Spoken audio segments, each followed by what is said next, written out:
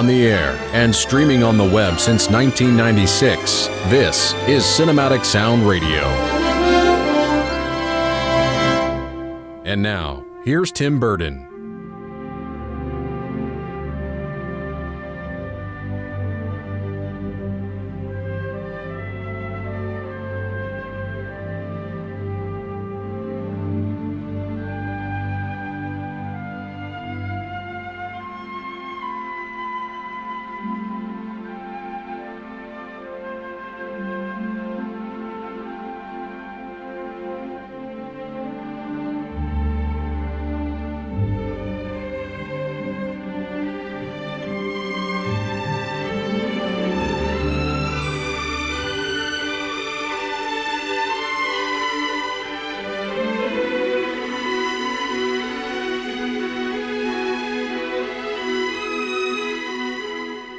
Mike Matessino is with us talking about his very fascinating career. Anyone who has any interest whatsoever in film or film music specifically will know his name. And thanks for your time, Mike. How are you? I'm well, and it's great to be here with you in London.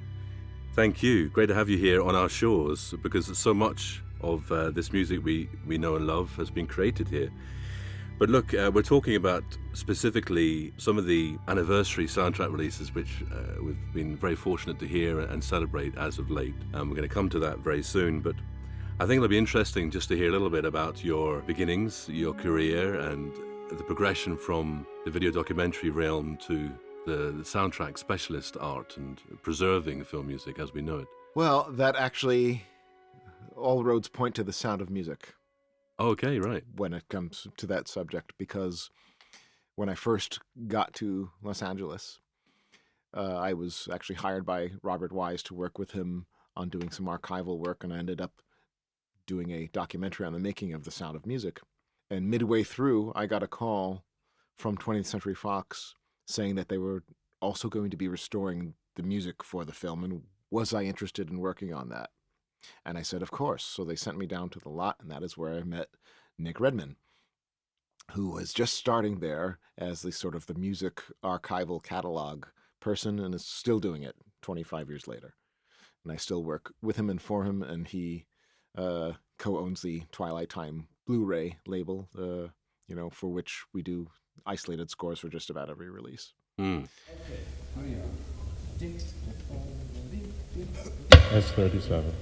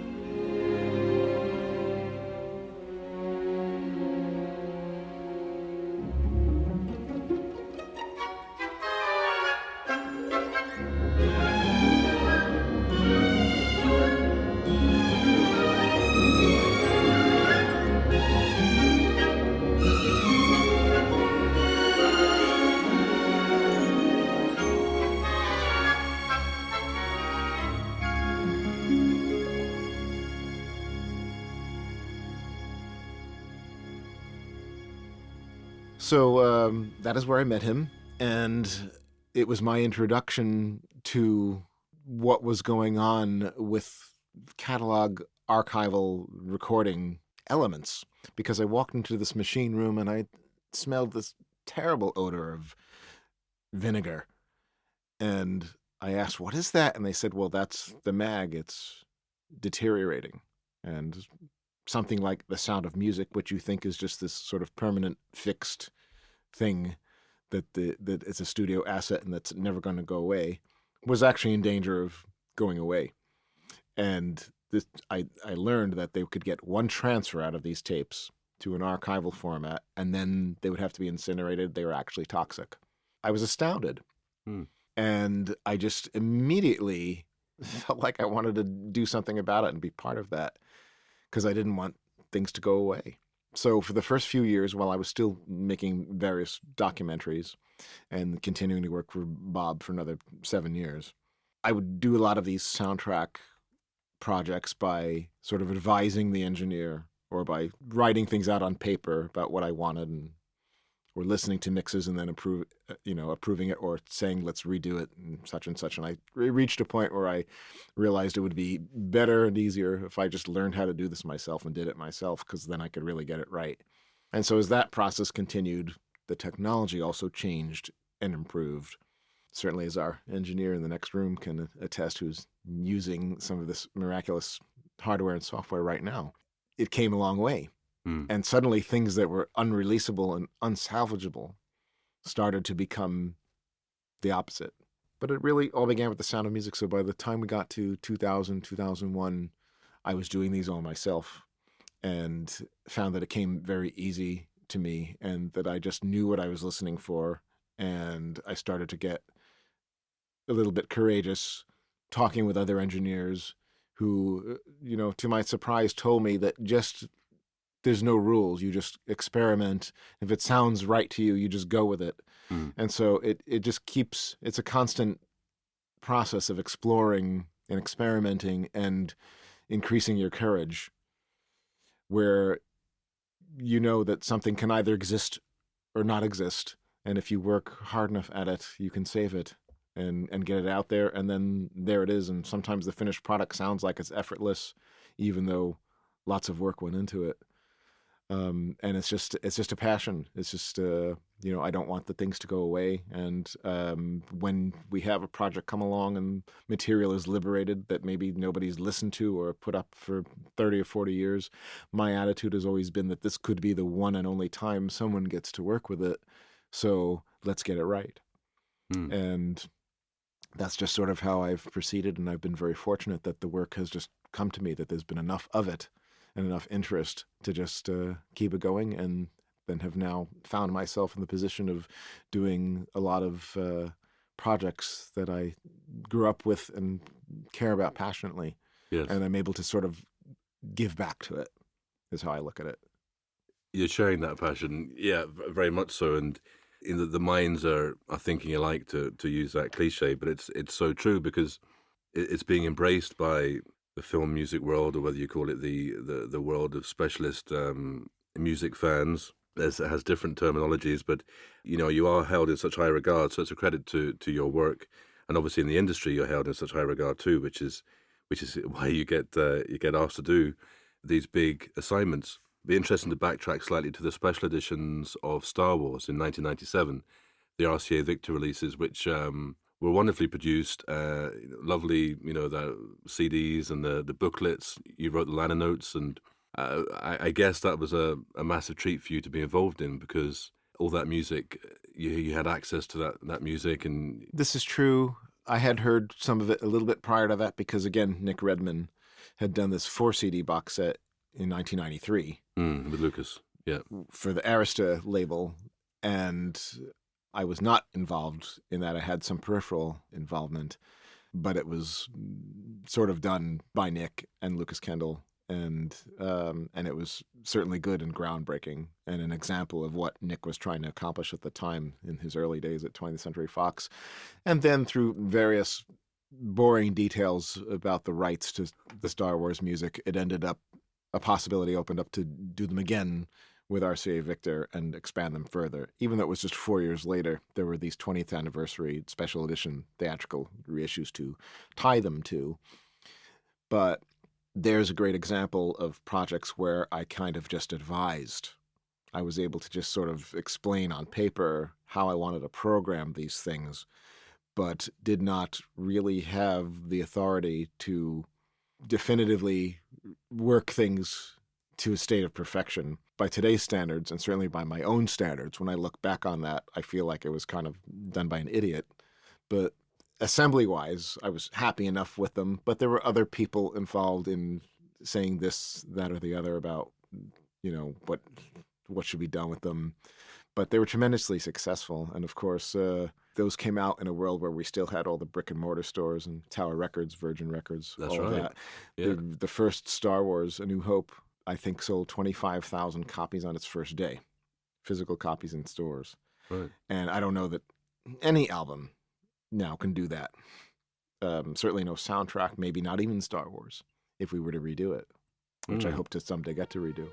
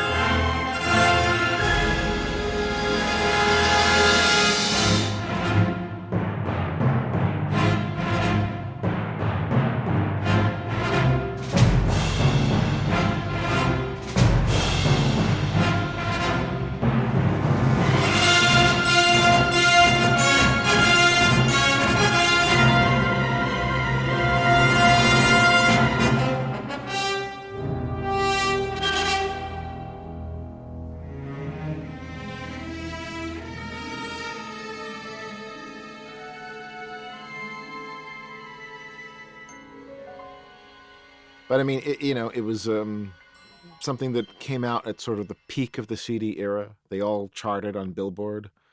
So it was a very, very proud moment. And, Nick had a gold record made for me of it when it went gold. Very nice. And I was very, very proud. And subsequently, I was involved in publishing some of the new sheet music. And then in the first Star Wars concert that they did, that was a sort of a compilation of all the scores. And as you said, got to write the notes. So that was a very big, big stepping stone. But it was certainly on part of this process of getting to the point where I felt like I wanted to be able to just do this myself. Because one of the things going on then is that you would get sort of a live mix. We were still, it seems antiquated now looking back. Our refs to listen to these things were cassette in 97. We weren't even burning CDRs to go home and listen to. We were making cassettes, and I would play them in the car on the way home. And then you go back to the next week, and you say, well, can we redo that cue and maybe do this adjustment in the mix or this adjustment in the edit? None of it was really mathematical like it is now, where I could go in and really make sure something matches precisely to what the movie did or what an original album did. Or to hear a noise and remove it and just really perfect it. That all came later. That all just came in the 2000s. It just was sort of suddenly upon us. I just kind of used sort of the gift of my ear to bring to it. But I've always said that the real geniuses are the people who actually design these computer software programs, which are amazing. I mean, so how do you actually program, a piece of computer software to understand audio and to manipulate it and do things to it? That just amazes me. So I know how to use it, but I wouldn't know the first thing about designing it. Those are the real geniuses, these computer programmers that design these softwares. It opened up a whole world of possibilities. And as I said, we had certainly just at 20th Century Fox alone, we had scores in the 90s which we would listen to, which were falling apart, full of wow, full of flutter, dropouts. And then suddenly things changed where we could actually work with it and get it into a releasable state. It was just astounding. So when you say that, are we referring to DAT tapes? That was the 1990s and 80s, wasn't it, DAT tapes? Is that right? I remember listening to DATs like at the mastering house. I would sit there with headphones, listen to reference DATs, but I couldn't take them home yet. would have cassettes made. Right. So we gradually got there. We gradually got to DATs, D88s, and we all thought that was all so great. And then we just bypassed that entirely and started listening to files. Meanwhile, the whole world started buying music as just files and no physical media. So that we just saw that whole change just sort of unfolding. And I think we reached, in terms of the major labels, doing a score like that was with the first version of Superman I did, which was 2000 through the Rhino label. Oh, for Rhino, yes. Which they did because of the success of Star Wars. And that also charted, and that was sort of the pinnacle of that whole era. Then we switched over to the specialty labels, and maybe then the second time I did Superman with the box set in 2008 was sort of the pinnacle of the specialized soundtrack label market, where that just was a huge, huge event in that whole universe. Yeah. 2 pressings. Yes, and then it's just been sort of doing what we can since then to keep a hold on it and keep the scores coming and keep trying to find ways of letting people know that this great music exists. It'll be interesting, before we talk about Close Encounters of the Third Kind and E.T. the Extra-Terrestrial, it'll be interesting, I think, to, I suppose, get a holding on the inception of the projects and the pitfalls and the positives, and as a producer, and to try and get this music released. You mentioned earlier that there can be a lot of I suppose politics, and you can go through a lot of things to get a certain finished product. So what do you find is the most challenging thing for getting your best vision of a release out there? I don't know. I mean, you have the different labels who are the ones who make these deals initially.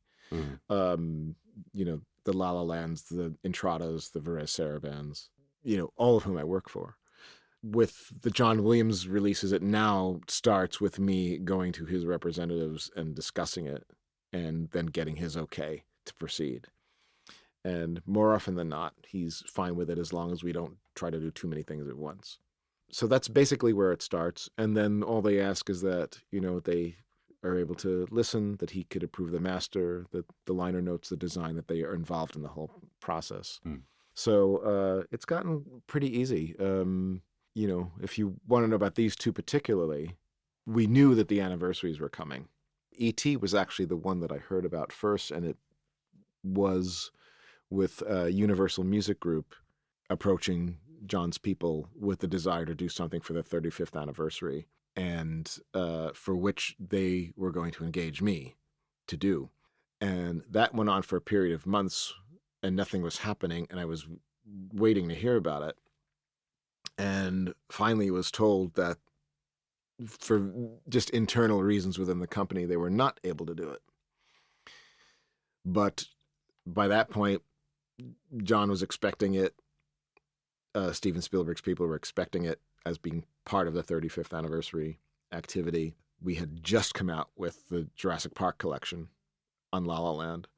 And they said, well, we can do E.T. with them, just follow the same model. Would that be okay? And I said, well, it certainly would be okay with me. I know it would be okay with them. So that's how it became a La La Land project. And my desire on that was to involve Bruce Botnick, who was the digital recordist originally for the sessions and the producer with John of the original album. Mm-hmm. And to basically work on it the same way we did Star Trek the Motion Picture, which was to get the earliest possible generation of material, transfer it at super high resolution, and work together on it to make it the cleanest and most perfected version of the score as we possibly could. And but that took time. Maybe we did 2 or 3 masters until John was happy with it, and the program changed this way and that way slightly. And I undertook the search for an album master, which we ended up finding here in London. Right. And because they'd all disappeared, we suspected it was a lot of them. Material went up in the Universal Studios fire in 2008. And the other thing I was wanting to find was the theme park ride music.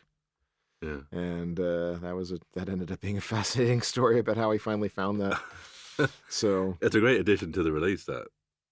because obviously, apart from the fact it's not released until now, it's a wonderful, excuse to hear. There's, the cool kind of theme is in there, but there's such lovely new material, which obviously Universal Studios engaged him to write for this new ride. Mm-hmm. When was the ride open? Was it soon after the film's release? No, it was later. It was 1990. Okay, right. So, and I think the first one was in L.A., and then they opened it in Orlando, and then Japan. Right. But so we knew that it existed. There had been a pretty bad sounding version floating around out there from the late 90s or so, and people knew it existed. But the question was, where was the actual master recording, and could we find it? And when I asked about it at Universal, nothing came up in the traditional search at all. It just wasn't showing up. The records just weren't there. And so I said, well, we know the ride is still running in Florida. I says, I'll fly to Florida and go into a control room with a thumb drive if I have to. But then someone told me that they'd been to Florida the previous summer and that the music wasn't playing there anymore. It had been replaced with something from the album. I said, well, uh-oh, but we know the music exists. So then, just out of nowhere, I suddenly remembered that I had a friend in the 80s who I had not talked to in ages, but he moved to Florida with his family. And as I recall, he worked for Universal Studios down there. And I thought, well, let me see if I could find him and reach out to him. So I go on the internet, I find him, and sure enough, he worked for the theme park down there. When I saw what he did, he was one of the top IT guys for the park. Oh, handy. So I contacted him and I said, look, all of our standard search methods have turned up nothing. Can you suggest anything? And he said, well, I know everybody who runs the rides. Let me go look into it. I'll talk to them. And just about 2 days later, he comes back to me, emails me a barcode number and a name of a person at the studio to contact. It was a name I didn't recognize. So I called the person I usually dealt with, and he said, oh, yes, I know him. He's actually the head, kind of my boss. So, but give me the barcode number. And I gave it to him, and he looked it up, and it came up as saying E.T. Ride Japan. And it was one of 7 boxes. And he said, I'll have this box here this afternoon. I'll call you when it's here. So I went over, and we went through it, and there are videos from the ride and the intro. And then sure enough, down, buried in the box was 1/4 inch tape, and it said Botanicus theme on it, and there it was. Right. So that was it. So because I had some friend from the 80s, that's how I found it. So it's just one of those strange things. It's like, if it did anybody else doing this project, that wouldn't have happened. That's incredible. Well, here, I mean, it's worked out so well, and on the E.T. soundtrack, it's actually, I mean, it's the first track of the additional music, which is so appropriate. They're called the E.T. Adventure, just after the original soundtrack album. To go back a little bit to Bruce Botnick, I think it's important to state how his contribution to that album is so significant, isn't it? I mean, it's such a wonderfully recorded album, and it's crisp, and I mean, I think anyone I've ever spoken to about that album, John Williams' music sounds particularly good, doesn't it? It does, yeah. That just was a great album and worthy of going gold and winning a Grammy. Bruce and John worked together with and came up with just the right program, and John, of course, recorded sort of album presentations of the main themes from the film. And, Flying became its own best-selling single and won its own Grammy. And but then the remarkable thing was that when we went looking for the master for that soundtrack, it just was not to be found. And again, so a Grammy-winning album at one moment in time did not exist anywhere in the United States except on compact discs pressed in the 80s. And so the digital masters could not be found. And I was told by Universal Music Group to check all the territories, meaning England, Germany, Japan. So I started with Decca here in the UK, and they found the 1/4 inch tape. And Bruce feels that by doing a high resolution transfer of this analog tape from which all of the records and cassettes would have been made originally, that we actually have higher quality than if we had found the original digital element, which would have been limited to the standards of the day. Very, very early digital format. Could not possibly sound better than a CD made at the time would be. So we actually were able to give it a slight improvement and then make another CD of just that, which ended up inside the gift set that Universal Home Entertainment put out. That's right. So, yes. So it was a way of getting that original album out there, which was lost, but nobody realized it was lost. So, and it's a great program. And so it's just nice to finally have what a lot of people have been wanting, which was the complete score and the original album and alternates and extras all under one roof, as it were. Now, a couple of the alternates were released in 2002, whenever the 20th anniversary CD was released. Now, I know that... Correct. Is it correct to say Sean Murphy did that one? Is that right? Sean Murphy did produce that one, yes. So... He also did an SACD of it. That's right. So. Yeah, which I never heard. Is it as good as I would imagine it is? It is good, yeah. Yeah? Yeah. E.T. was recorded as a live mix. Live 4-channel mix, so there was no multi-track to go back to. Oh, right. The mix was the mix. They captured it. And so there wasn't too much really to do to it. So other than getting the assembly precisely right, which they didn't in 2002, but we have done now. Well, that was going to be my question, yes. I mean, was it intended to put the alternate takes on that release, or was it an actual mistake, or is it just one of these things which nobody knows? Well, again, in 2002, remembering what I was doing at the time, which relatively speaking feels like the dark ages to me. This was before we actually started really doing things like sampling the entire movie in to our Pro Tools sessions. Okay. And lining up the music and listening to it as I do when I'm getting these performances right, put headphones on, pan the movie to one ear and the music to the other, and get it to phase. And when you have nothing to go on but the audio, you can tell then where the performance changes, and then you go search the other takes and find what they changed to, and you recreate all those performance edits. So, I just don't think in the early 2000s we were quite there yet with being that precise. And I don't know that have any meaning to the average person, but sometimes there's a subconscious thing, especially with something like E.T., where it's possible you know the film very well and have seen it 30 or 40 times, and subconsciously you might just sense that something's a little bit different or the timing's a little bit off. And when you hear it correctly, there's something inside you that tells you it's correct and it's exactly what you hear in the film. So I think it's just a matter of the evolution of the process. There had also been a 1996 version, which had even some other differences of performances.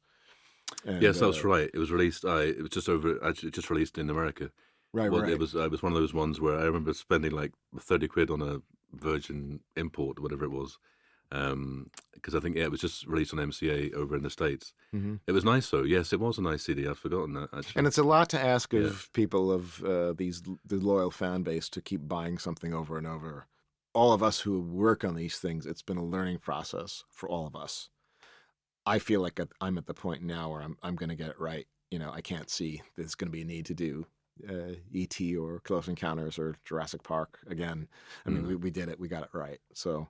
It sometimes takes a few tries, and this is just my own working methodology, is that I will go in and just literally reverse engineer it and make sure that it's absolutely correct. Right, okay, yes.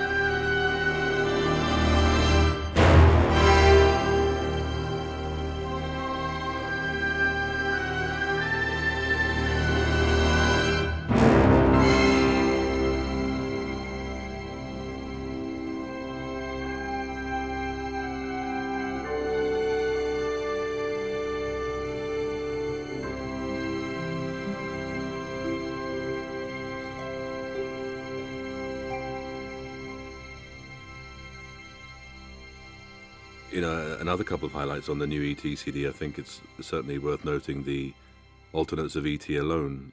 You have the tuba at the start of the cue, and then later on is a completely different trumpet passages, which are very different from the final, film version and album version, which I guess when you heard for the first time, I mean, it must have been so interesting, because it's amazing how just that slight alternate just changes the whole piece, but in a very good way. Well, Bruce came to the lot, and we went into the sound transfer department and to inspect these tapes of 35mm mag, and saw that this one complete set was totally uncut, and because they ran two.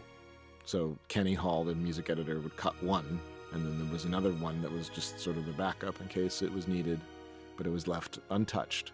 So that's what we worked with. And we just sort of randomly picked a reel to put up just to see what the quality was and the condition was. And that was the first thing we heard. Right. It was the ending of that. I'm like, what is this? And I'm like, oh my God, we already have an alternate that we didn't know about. Yeah. And the interesting thing about this, somebody wrote me who knew about what the original manuscript titles were, which can sometimes be very weird. Things are written on the sheet music that only have meaning to the composer and the orchestrators. Okay. And the ending that we know of that cue actually was called The Final Solution, which is very, very odd, sort of ominous title. And you wonder, what the heck does that mean? Well, that's because they kept coming back to that cue. They actually did it 3 different times. Oh, I see. The second time, they got closer to what we know from the film, but it just wasn't performed exactly right. Okay. So then the third time he came back to it, they made a few little slight adjustments in instrumentation, and he called it The Final Solution because, meaning that we're tired of doing it, we're finally going to solve how this cue should go. It was version 1 that had this alternate fanfare for the spaceship lifting off, which is very, very different. Yeah, it is. And but it was the first thing we heard when we put the tapes up. So it's like we instantly knew that we had a great project here, and who knows what else we might find.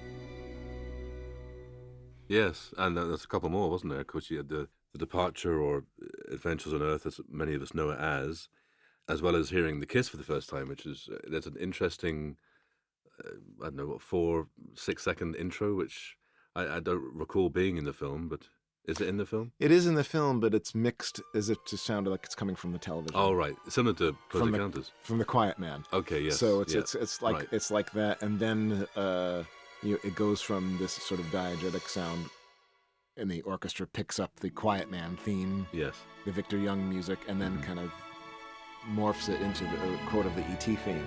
Yeah, very, very cleverly. So. Very clever.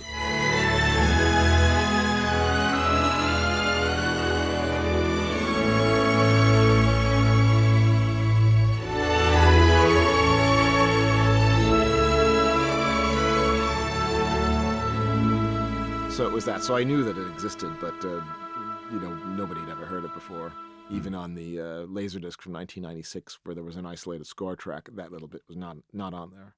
The rights issue? No, I don't think so. No. For whatever reason, it just was not found or not included. Again, 1996. I mean, I'm remembering what I was doing in 1996, and it's just that you were at the mercy of other engineers playing you things, and and you're spending a lot of studio time, expensive studio time, hourly.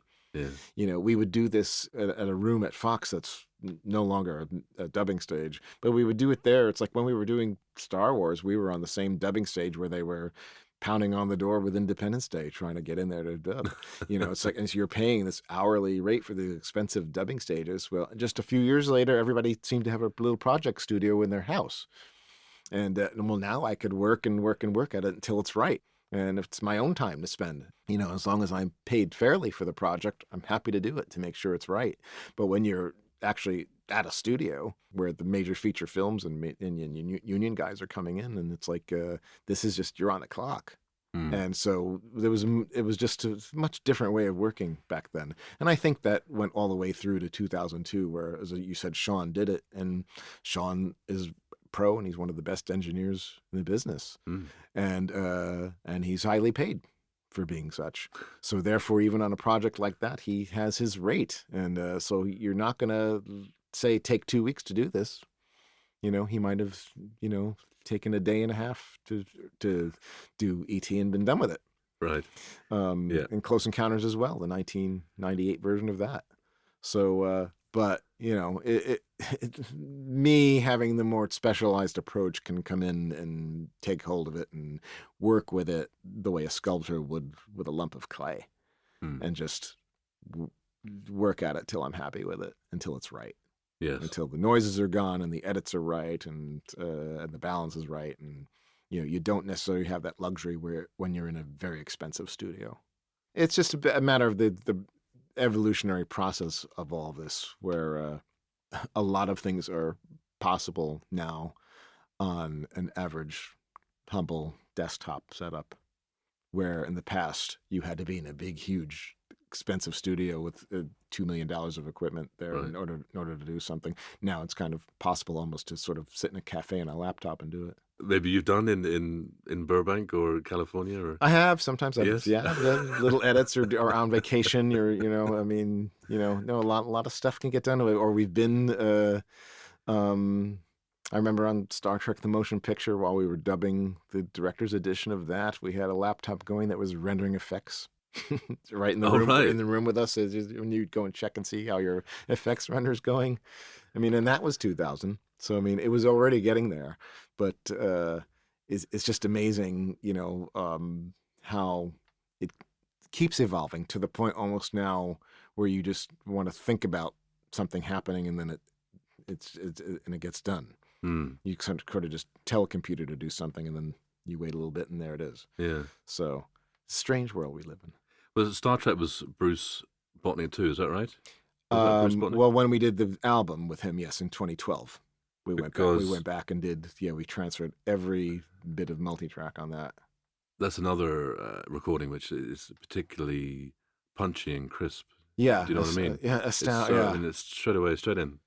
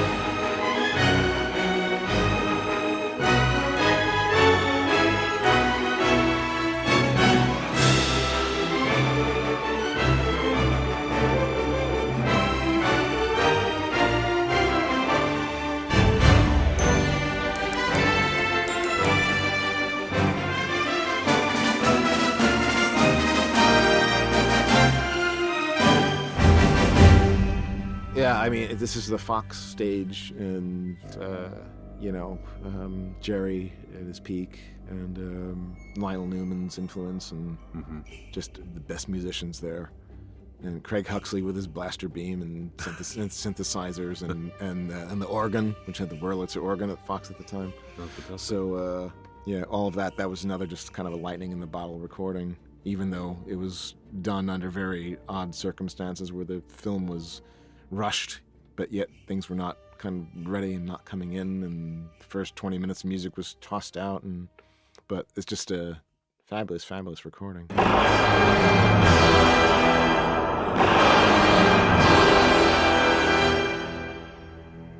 You're saying that Robert Wise giving you this massive kind of break as such back in the mid-90s. It's interesting then if having that almost full circle thing of working on the motion picture quite recently. I'm just trying to recall now. When did he pass away? He 2004. He just got to hear it then, hadn't he? We did his director's cut of the movie. That was 2000 when we finished it. So no, he was not around when we came back to do the music. Right. He's always been my role model anyway. So I've tried to, continue his gentlemanliness and integrity in everything that I've done. But yeah, so we had a load of fun transferring all the music and making sure that every single second of it was preserved in super high resolution and future-proofed, as we say, and then completely redid all the edits, and Bruce remixed it and remastered it, and we did it on CD first, and then on vinyl. And vinyl's a big in thing at the minute. Is there any talk of vinyl for E.T. or Close Encounters of the Third Kind? Yes to E.T. coming next spring. Oh, very good. Great. So, and I'll be happy to have the new cover art we did is in a 12-inch form. Well, yes, absolutely, yes. Beautiful cover art, and it's far better than the Blu-ray box set. But look, let's not get bitchy. No, let's not. But I mean, I just was always feeling like I don't really need to see the creature on the cover. I was trying to, let's see if we can go the other direction and capture sort of the magic and the mystery that we all felt when the movie was new, where we didn't quite know what to expect. You have to wait for the movie to gradually reveal E.T. to you. So, there are going to be new generations who've never seen the film, and why let them be spoiled by a video box or a menu screen? You want to kind of keep that mystery. And to me, there was just a magic to everything else in the movie, to the children, to the house, to the neighborhood. There was magic in that. The forest. It wasn't just the creature that had the magic, and so I wanted to come up with something that sort of captured that. And when you looked at it, made you want to hear the music or start hearing the music in your head. Capture something relatable, I think there's sort of the lost, lonely, abandoned creature. There's a relatability to that. But I've always believed that there's even more relatability to the sort of the wounded child from the broken home. I certainly relate to that. And wanted to see if we can come up with something that captured that and made you look at it and then say, hey, I want to go watch this movie again. If you see the creature, well, what's the point? I know what he looks like, so why do I have to watch the movie? But to come up with an evocative, mysterious, dreamlike image. And we just tried. Jim Titus, our great artist, and I just, I pushed him on it and kind of thought it was a fool's errand, but I said, look, let's just try it. And then sent it to Stevens people, and we had to wait, but he came through and said he approved it. So there we were. So. That's the big sign off. Because so just the other day I was watching that Drew Struzan documentary, which is so tremendous. I know he hasn't done all of Spielberg's films, but he's done so many. It's great to see such. It's breathing new life into that iconic film, music, image, and you're right, and it's a great move. Another thing that connects Close Encounters and E.T. is the fact that the last reel or so is often, it's Spielberg decided to edit the film to the music, didn't he? On both occasions. I don't know that actually really was true for Close Encounters. Really? Yeah, definitely for E.T., where on day one of the scoring sessions, They did the bike chase and they did the goodbye scene. And in neither case did Williams feel that the tempos of the music were hitting the planned beats of the film the way he hoped they would. Yeah. And so in both cases, the film was turned off and Williams was allowed to record the cues to what felt musically the right tempo. And then Steven came in and recut the picture to fit that. And as Williams says, that's kind of why the ending of E.T. has a sense of operatic completeness, is because the music is sort of setting the pace of the film rather than the other way around. Yeah. On Close Encounters, it seems like there was rumors about cues being done way before any footage was seen. That actually was not true. Okay. The mothership arrival scene was like done on the second day or the first day, maybe. Very early on. The only thing is there were shots missing, but the thing was timed out to how it was going to go. Okay. And they did have to do things like after the preview, I believe, they wanted to add in another alien, this sort of the first spindly alien that comes out. Yeah. And that was completely editorially created. So they had to grab music from other parts of the score to track over it. And so things like that had to happen to the finale. But I think what's really important is how music just dominates it. So it's not that it was necessarily cut to the music, but almost everything disappears. Anything important disappears from the soundtrack except the music.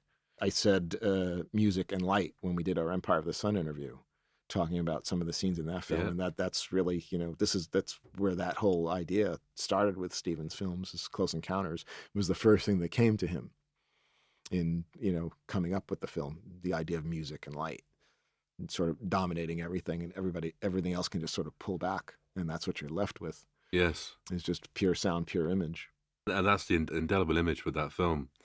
Is young Barry trusting that light? Remember? More compelled by it than afraid of it, right? Yes, because he's of the age where he would trust it more than, say, Jim would, in Empire of the Sun. But just to backtrack a little bit for E.T. before we move on to Close Encounters fully, because of the, as you were saying, the rescoring and to just try and get the accents right. And I remember reading an interview with John Williams where it was particularly the bicycle chase he found the trickiest, wasn't it, to get the trumpet lines and then getting the bicycles to land whenever the percussion was going down. It's such the tempo so fast. Yes. And with some of what those horn lines have to do through there. And, if you think about, okay, you have the scene, you remember that when we look at the scene now, that's not the way it was originally cut. It might have been required to even go faster. Right, yes. And so now when they do it in concert, it's no problem because we already know you can play it at that speed because that's how it was originally recorded. And then now it's all clicked out to the finished film. So whatever the first version of it was might have been different. Maybe too much rubato, which is speeding up, slowing down, speeding up, slowing down. That could be very hard to do. Where on a scene like that, you want it just to kind of have a rhythm. So it was better to pull the film off and just run the music, just record the music with what rhythmically felt right, and then conform the picture to it. So some shots might end up being a little longer, a little shorter, cuts moved, and then you get that result with this just feeling of pace that you almost forget that you're watching a movie. You just kind of get lifted out of yourself and you're swept along with this thing, that this combination of action and humor and dialogue and music and sound effects, and all of it is just going. And all of that's really come back in a big way with the live concerts where, the day before I left for London, I went to see it done with the American Youth Symphony, and these kids just played the heck out of this thing. Yeah. And the whole audience was just applauding through the entire last 20 minutes of the picture just because they liked what they were experiencing. Brilliant. And they just had to express it. It was just an amazing experience. This is the one David Newman conducted. He did not conduct it, no. Oh, sorry. He didn't. Oh, right. No, actually their own conductor who had never conducted to picture before. Wow. David rehearsed with him and taught him how to do it, but it was the first time he actually had to do this live all the way through. Fantastic. So it was pretty amazing. It's just that I don't know that there's ever been a better example of what music can do for a film than that finale. The final 15 minutes, right? And then, of isn't course, it? the goodbye scene was the same thing. You know, Mhm. there were just you wouldn't think that those beats would be hard to hit, but there's an alternate of the departure on the CD Mhm. where you can hear the tempos are different, and they start speeding up, they slow down, and it's kind of not right. Yeah. Where you want to feel like you're just having sort of a constant emotional pace, Yes. and then the picture was just recut to fit that. Yeah. And that's why it just feels right. It just feels like it's glued together in a way where there's no effort to the music. So it's interesting to have them to compare to, but to understand that that's part of the process of why that ending is so great. Testament to their craft, and it was great that John Toll was there with his camera, because we got a little bit of John Williams on the podium in the booth. They weren't quite getting it right, were they? And Right. it's great to see all that on film, and then essentially have the finished article here, and it's something which I think, I suppose we're all grateful for that. And I mean, whenever you and Bruce were listening to, was there much additional alternate stuff which just didn't get on the album, or No, you see, the that was bike pretty much chase, it? they did take one and decided to take the movie off. Mhm. So there's not like all these other versions where we can hear what the tempos originally were. Yes. There aren't. They did one take Okay. and then decided to turn the movie off, and then they did 3 more of the bike chase, and the final edit was a combination of those 3, and just for performance reasons. And that was the beauty, is that they could performance edit it with no regard for what the movie was doing, just have it feel right musically, then take care of the film after that. Yes. You know, Yes. so it's an unusual way of working, but it just that's where the magic came into it. And the same thing for the ending, for the goodbye scene. I mean, that really feels like the ending of an opera, right? Mhm. You know, Well, he calls it operatic, doesn't he, Spielberg, in his original liner notes? yeah. And I'm glad you reprinted them as well, because they're, I obviously read them as a young boy, and it was quite had a lasting effect, because what he wrote was so true. He says soothing, benign, and then he, and it is downright operatic at the end. It is totally, and it was one of those things you could connect with as a young music fan, thinking, and then it widens your horizons to seek out these and learn a greater appreciation for them. Mm-hmm. But Absolutely. no, it's and it never gets old. I mean, and when you see it now in concert with the audience again, and the applause and everything that goes, you just realize it's just it will never get old. It won't. When we're all gone, they'll still be running that movie, and people will still be applauding the ending. So. And the final few bars and that trumpet statement and the rainbow will never sound as good as it does in the film. And I've heard countless orchestras perform that. And obviously, look, music always sounds different, and that's the beauty of it, having different performances. But for me personally, it will never sound as good as it does on that recording, the original recording. Mm-hmm. It's just, maybe in some concert halls, the timpani might be more pronounced, and there might be a more resonant sound. And I think, some orchestras would have the bells up for the final horn statements. I'm not sure if the bells are up on the original recording. I don't know if you recall the sheet music for the original recording, but certainly in the concert hall, the bells, the horns, bells are up for that final statement, and it just adds to the drama. Yes. Do you know what I mean? Yes. I mean, and it's a very, I've always felt like it's a little distillation of 2001. Oh, yes. Zarathustra. Yes. It's kind of, it's a C major chord, Mhm. and it's like with those timpani back and forth on the open fifths. I mean, it's just a distillation of that, and you end on this shot of the child looking up at the stars, and as 2001 ends with the star child looking down from the stars. Yeah. So it's kind of like these are sort of bookends. I mean, there's just an evocative, subconscious mythological connection going on there, with it. That just, again, that sense of completion. That just, the story is finished. The orchestra is done. This is the ending. You can't get any more basic than ending it with that big C major chord. So isn't it amazing how effective it is just to have that simple piano come in? It's like perfect. Right, which you mean for the end credits? Perfect programming, yes. Which was rather than the strings which was a redo. Yeah. Yes, So, indeed. yeah. So They started with a different ending and then went back and redid that piano later.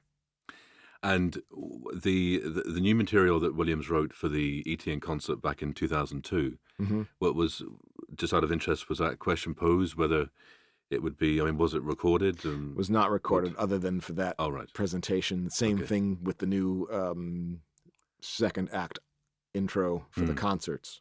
They've decided that, the things that he does for concert, you have to go to the concert to hear it. Right, fair enough. So they haven't done recordings of it. But yeah, it was like it's a combination of different cues put together, I think, as sort of an overture for the Shrine performance you're talking about. Right? Yes, which I thought was effective. Right. And there was some nice, just modulations, and it was just nice arrangements, Right. But, thankfully we've got it on disc. Well, a shorter version. We have a little quasi-overture, which is a piece of music based on the E.T. themes, which we will play before the film. And Stephen has prepared some shots, some very beautiful shots of some of the members of the orchestra playing flute, French horn, and so on. So if we have the music exactly in sync with that film, it will seem as though they're playing the music in the film, with actually playing it on stage. So that's, again, another feat for us if we can accomplish that.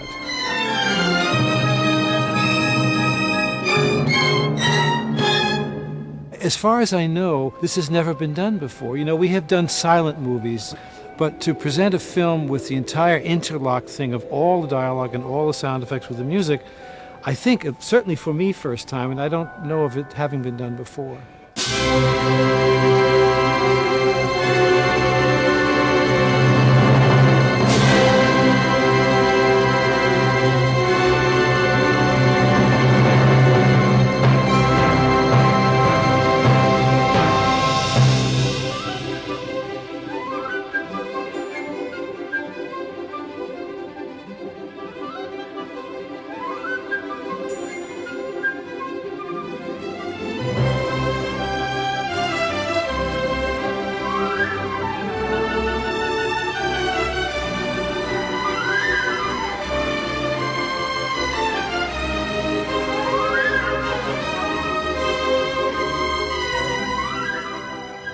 So these anniversary releases, Mike, of Close Encounters and E.T. are very significant for many reasons. I guess the overriding theme of the aliens, and also a music being such a big character in the film, but with Close Encounters even more so, because we know the story of John Williams saying to Steven Spielberg, I can't do anything with 5 notes. It must be 7 notes. That's that great story he told. And apparently he came up with like 100 variations. Is this true, apparently? Is this... Tell us a bit about this fantastic creation, one of the best scores of all time. Well, we don't really know the number. I mean, I think the one that everybody's sort of the most comfortable with is maybe 250. And Michael Clasterin, who just wrote this wonderful book, Close Encounters of the Third Kind, The Ultimate Visual History, went into this and tried to see, and again, the stories vary. And I think, who was it that told me that, I guess it might have been Doug Trumbull, that just remembers Stephen coming on and saying, here are the 5 notes, and like there wasn't any effort to it at all. But this idea of a musical greeting, more than hello, but less than a sentence, that's, I think, what Steven Spielberg wanted. And, experimenting with the 5 notes as they just sat down and did and just tried things out. The story was they hired a mathematician to sort of give them an idea of really how many possibilities there were, and they were really almost infinite. And they just kept shortlisting it and would circle different candidates and just keep coming back to one particular one. And eventually just said, well, we keep coming back to this one. I guess maybe that's it, and it wasn't any more remarkable to John than any of the others that were on the short list. It was just like, well, okay, well, I guess this is it. And we'll go with that. And it was not any big lightning strike or, epiphany. It just was, this feels right, and it's what we keep coming back to, so let's just trust it and go with it. There's a great picture on the documentary that was first released in 1998 by Lauren Brusserow of John Williams lying on a sofa, probably in the booth. It's interesting to hear this. There's so many interpretations, and I think What's fascinating as well about the similarities with E.T. and Close Encounters is the fact that the very much the last reel is, again, the music really washes over you, doesn't it? Mm-hmm. It's such a big influence and profound effect on audiences all across the world. Yes, definitely, and how the music is so experimental in a lot of ways. Mm-hmm. And earlier we mentioned 2001, and I mean, certainly Close Encounters, both film and score, take some leads from that, some influence from that, I think, in some of the sort of microtonal experimental type music, yes, which Stanley Kubrick used in 2001. There's certainly that kind of approach to a lot of Close Encounters, but then in the ending, it just gradually gets more and more tonal.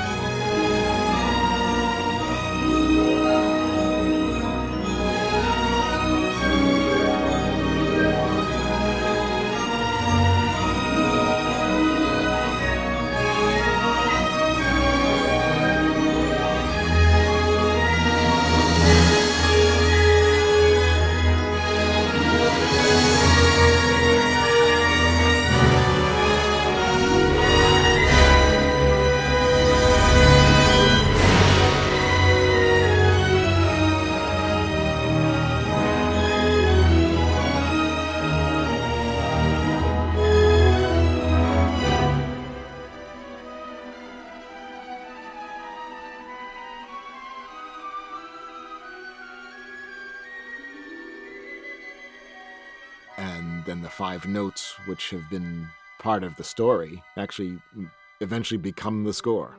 And then the end title becomes just a presentation of an orchestra playing these 5 notes. So something that starts as source music, but then becomes a theme. Very, very interesting. And it was the right way to approach it. And then there's even a moment when we get to the climax of the film where Roy Neary is going to go into the spaceship with the aliens.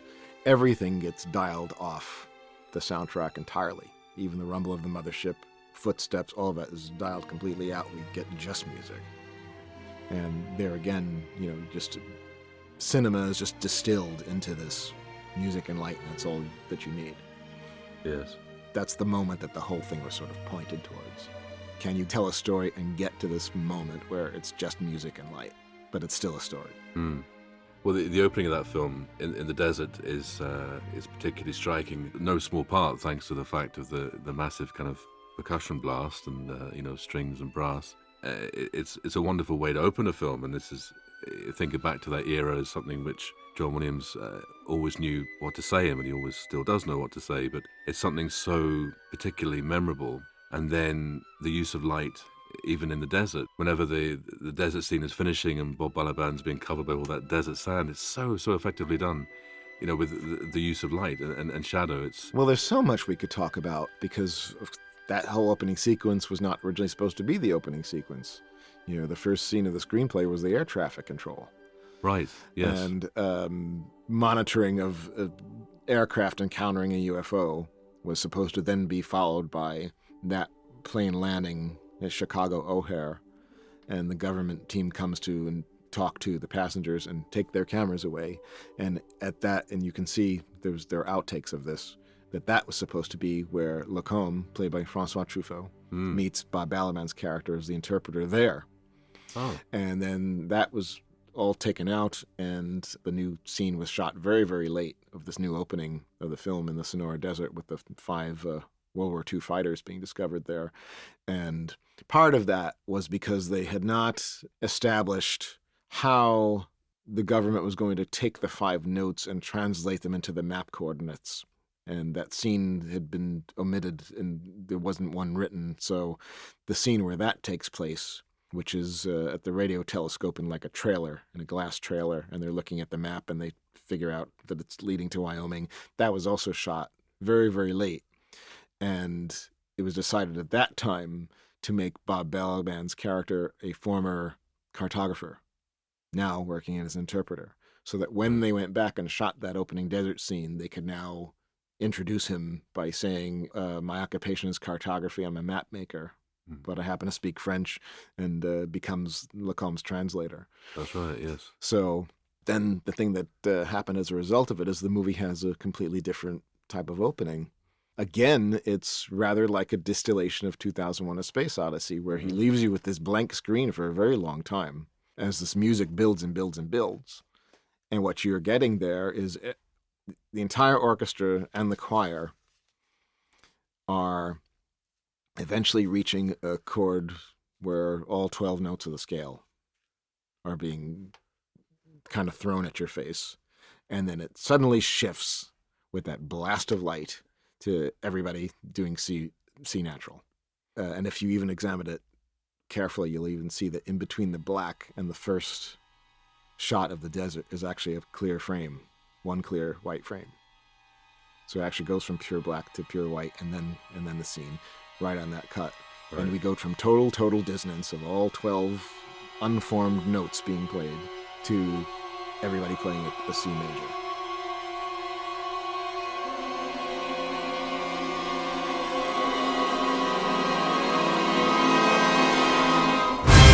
So it's like taking the overture and then the main title from 2001, which takes several minutes, and doing it in 1 minute. That's chaos leading to order. From there, you go on to this whole idea of shaping something, and making it right. And that's what Roy does with this vision that the UFOs give him.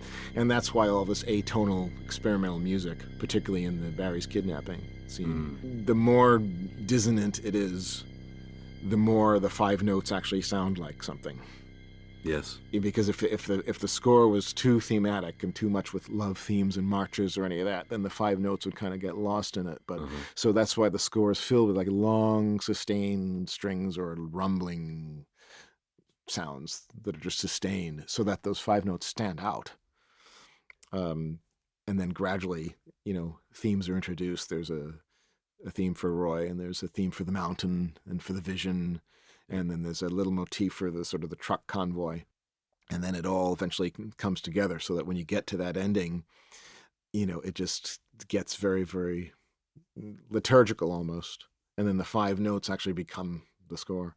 Yeah. So it's a ingeniously written score. Working on it, I just got to appreciate it even more and more and more. It's just it just is endlessly compelling and interesting, and you just wonder, where that kind of brilliance came from. He was given so much attention for Star Wars, yes, that year, and I was in New York for the concert premiere of Star Wars, writing the liner notes for Close Encounters, and then I remember, trying to wrap my mind around how to write about it and how deep I can go with it, and then going to the rehearsal for Star Wars, and thinking, well, that's a good score. But it's just a score. Not to take anything away from Star Wars, but as compared to Close Encounters, they're 2 breeds entirely. Star Wars dips into sort of corngold classic film scoring and the 19th century, something rooted in our past. Yes. Whereas Close Encounters is experimental and challenging, and sounds like it's coming from somewhere else. Perfect to the content of the film.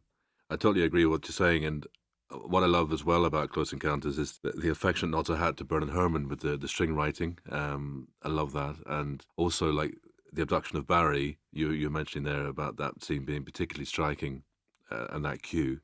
But even just the deep, the bass, low, wordless choir coming in whenever, like, oh, incredible Which scoring. you can do. I can't get that low. Incredible scoring. And it's so, best, I should say, if you get the chance to watch the film with headphones, best experience actually wearing headphones, believe it or not, as much as we love surround sound. But it's amazing how the films back then they were just better mixed, weren't they? I mean, in many ways, because the music was more pronounced. I mean, I remember watching Raiders of the Lost Ark, 2011, 2010. It was a DCP print, but the music was so well mixed compared to the later ones like Temple of Doom or Last Crusade. It was just more.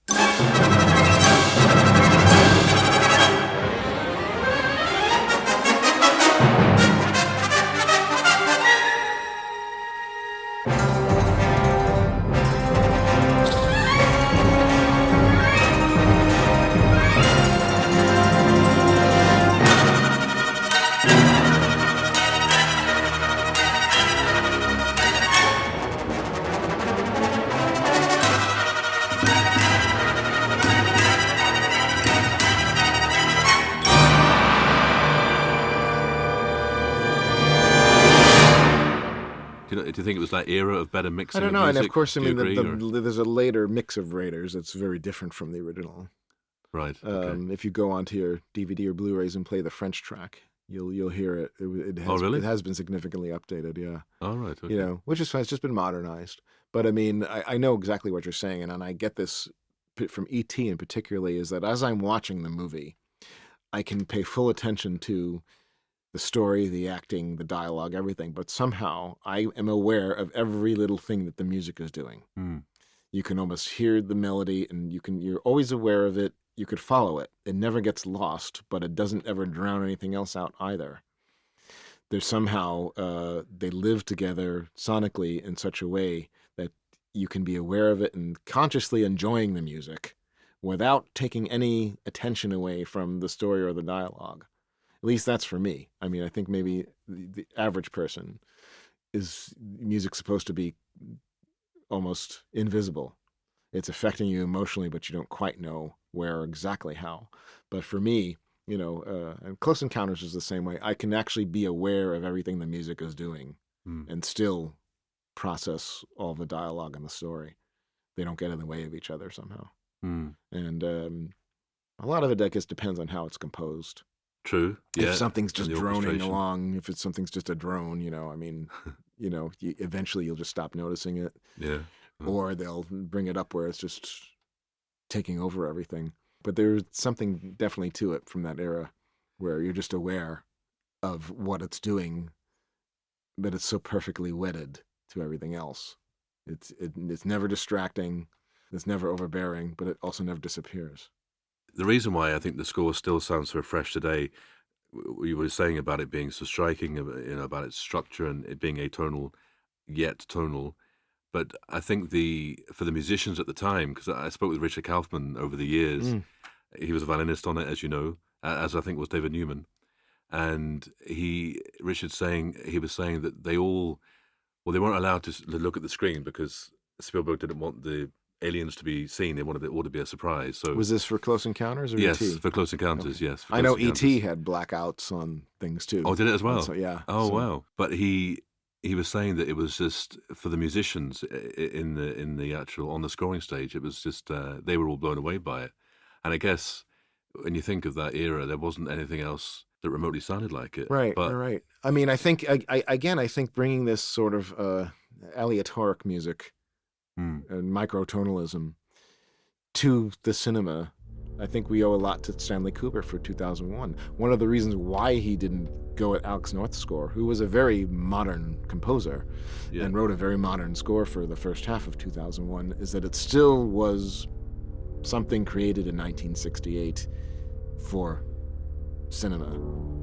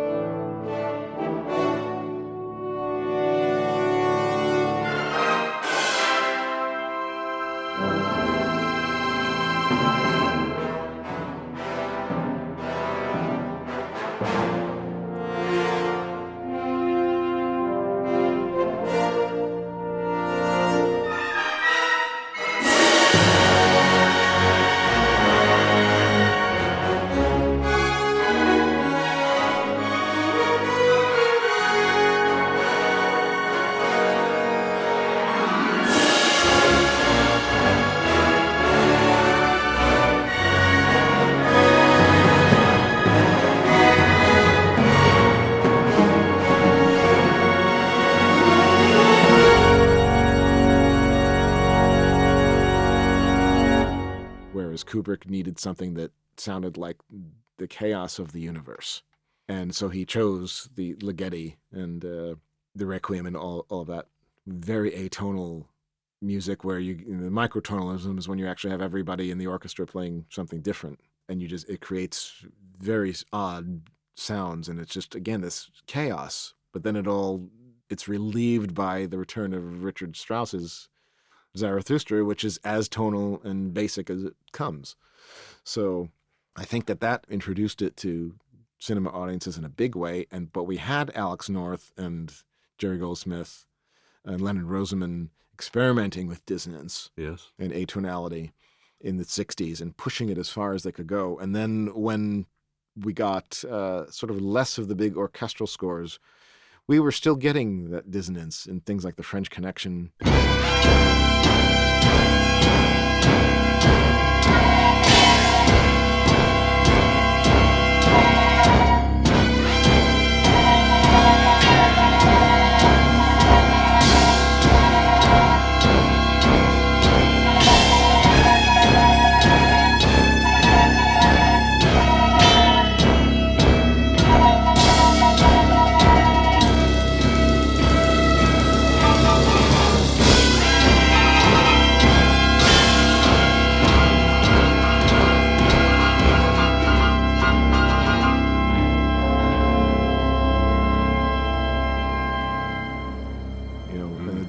And the Lala Schifrin, and that there was a lot of striking main but very jazz influenced, but still challenging melodically and tonally, challenging, and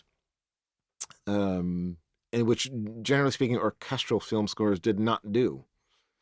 And so when Close Encounters came along to actually dare to take that approach and have it work, I would dare say that Close Encounters was actually more of an influence on how the evolution of film scores than Star Wars was. I think Star Wars got everybody to want big orchestras again, but I think in terms of what you could actually do with film composition, which was sort of locked into this, rhythmic, thematic, we have to have a love theme, we have to have a hero theme, that kind of approach from the past. We were sort of locked into that. And I think in a way, Close Encounters sort of freed it up, where a big orchestra can now do this, very kind of nebulous, experimental sounding music, and audience would now accept it. Even if you compare, say, the first Star Wars, which does not have an atonal bar in it, maybe some experimental percussion like with the Sand People. But that's about it, but by the time you get to Empire, you get dissonance right from the get-go almost. In some scenes. So just in the space of 3 years, there was that's true. Some change going on there. But I think that just opened it up. But I mean, what it made you just feel in Close Encounters was that a conversation was going on, but you didn't have the ability to interpret it. We know it's music, but we don't know what it's saying. We haven't been given the ability to understand it. It's a musical representation of this vision that's implanted into the characters' heads who see these UFOs. Yes. They don't know, this means something, but that's what they keep saying. This means something. This is important, but they can't articulate it. And that's what this music is. It's trying to say something, but it's even some of the low end rumbling. It's like it sounds just like rumbling, but it's actually, the notes are all written out, but it's so low in the register that it's almost below the human ear's ability to comprehend the modulations there. Again, conversation is going on, but we don't have the ability to hear it. And it's just a fascinating approach that he did. And then you have these high sustained strings that just go over scenes like where Roy and Ronnie go back to where he saw the flyby and they share a kiss, and it's just these very high string sustains, and this is a cue that's never been released until now.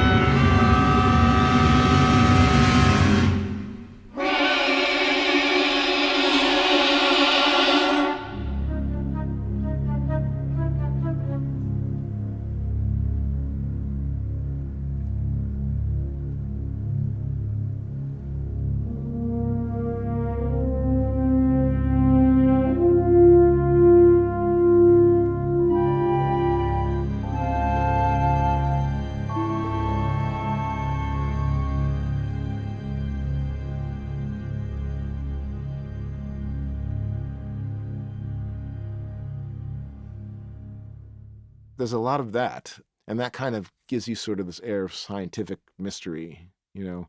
So you get these sort of high sustains and these low rumbles, and in the middle of these 5 notes that just keep coming at you, and that's why you focus on that, and not necessarily, you know, on the score that's around it.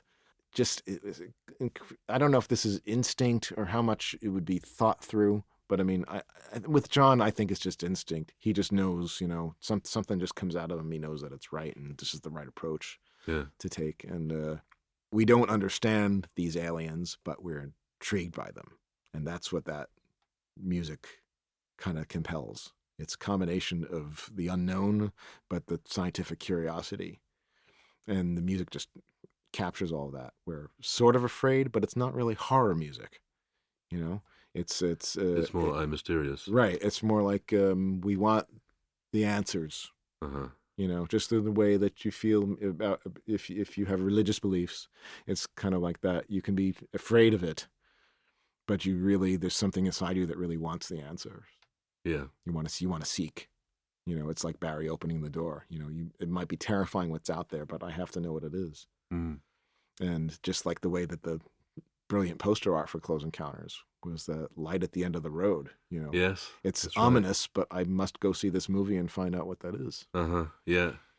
And then the Devil's Tower location, which Joe Alves apparently was the guy that spotted it and let Spielberg know, didn't he? Yes. I mean, he went all over the country looking at different buttes and mountains and finding just the right one that had been indicated in the script, and someone told him about it, and he checked it out, and just I've been there 4 or 5 times, and I mean, the way he describes it is absolutely true, where you will see this in the distance, but then you kind of drive through some rolling hills and you don't see it.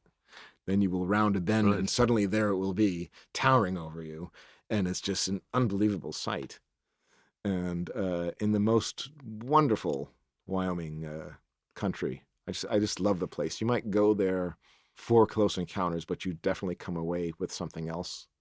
It's just a very, very centering place, sacred to 4 or 5 Native American tribes, by the way. So, but it's a very, very centering place. There's just something about it. So it's a trek to get up there. but as I said, you know, to me, after my first trip there was in '92, and I've been back 4 or 5 times. Magnificent place. Another great example of the kind of Williams Spielberg reveal as well.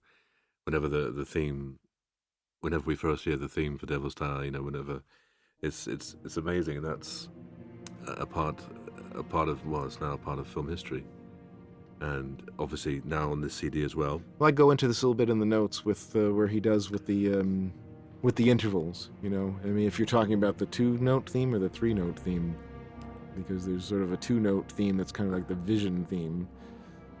And it's the first time, so whenever the car just gets to that fence, and it's the